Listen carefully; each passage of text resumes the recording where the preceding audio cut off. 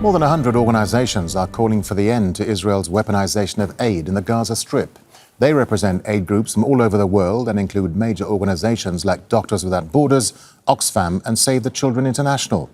Most international NGOs say they've been unable to deliver a single truck of life-saving supplies since the beginning of March. Well, they're calling on the international community to press Israel to end the weaponisation of aid, including through bureaucratic obstruction. The groups also demand the immediate and unconditional opening of all land crossings and the delivery of life-saving humanitarian aid. One aid group says $7 million of food is being blocked in Ashdod, just kilometres away from the border. Let's bring in Natasha Davies. She's the Nursing Activity Manager for Doctors Without Borders and joins us live from Khan Yunis in Gaza. Natasha, so we've seen this joint statement from over 100 aid groups, including yours, Doctors Without Borders, who are calling for an end to Israel's weaponisation of aid. How important is this statement, Natasha, and is it likely, do you think, to make any difference right now on the ground to the horrific humanitarian situation we're seeing unfold?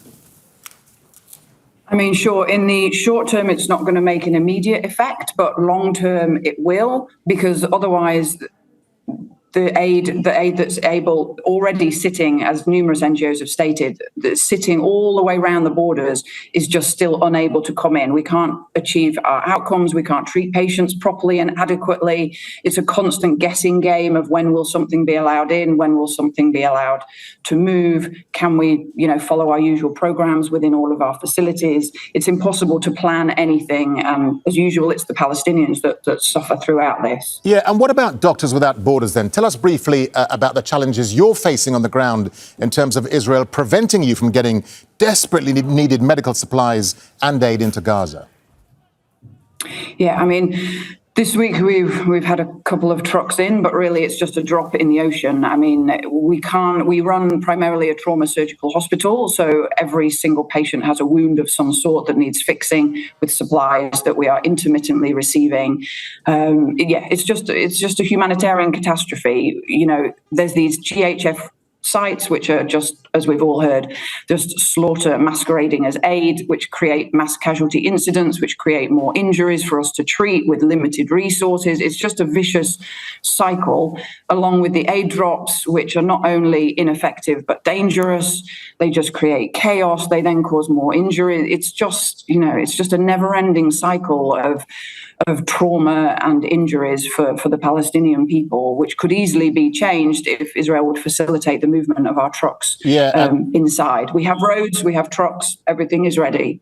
Yeah, that's an important point you make, Natasha, because many of these aid groups like yours, Doctors Without Borders, have been operating for decades inside Gaza, and they're trusted by the communities they work in, yet Israel is now telling them they're not authorised to deliver aid. How difficult will it be to overcome these extra Israeli bureaucratic obstacles? Because it's plain to see that Israel doesn't want you to be operating inside Gaza.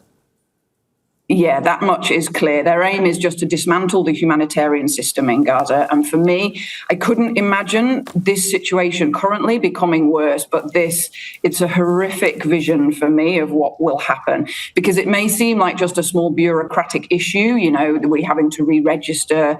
We're not sure if we will be successful along with 100 other NGOs.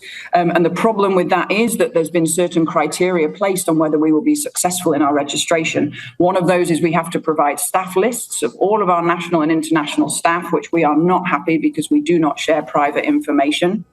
And also, one of the other big criteria is if you have delegitimized Israel in any way, you also may not be allowed to re-register. And obviously, as MSF, that is absolutely at the heart of our organization, particularly with all of the targeted killing of journalists. We feel now that as humanitarian workers, we are almost becoming the only ones who can bear witness to what is this humanitarian catastrophe playing out month after month after month. And that as an organization, we are incredibly concerned about this, because all of it will be managed and controlled by Israel via their proxies, in exactly as they've done with the GHF aid points. And we've seen what a horrific that's worked out to be. Just a final thought to you, Natasha. What does all of this mean then for the people of Gaza who face death every day by starvation, displacement, bombings, killings, daily attacks by the Israeli military? I mean, the situation is clearly getting worse rather than better, isn't it?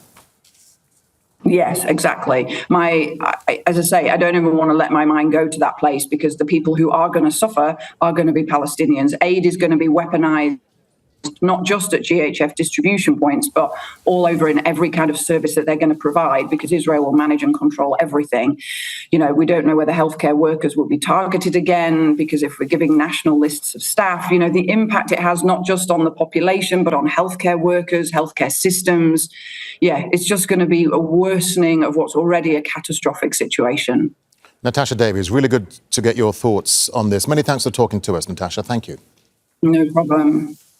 Don't miss out, get the full picture. Subscribe to Al Jazeera for reliable news and expert insights.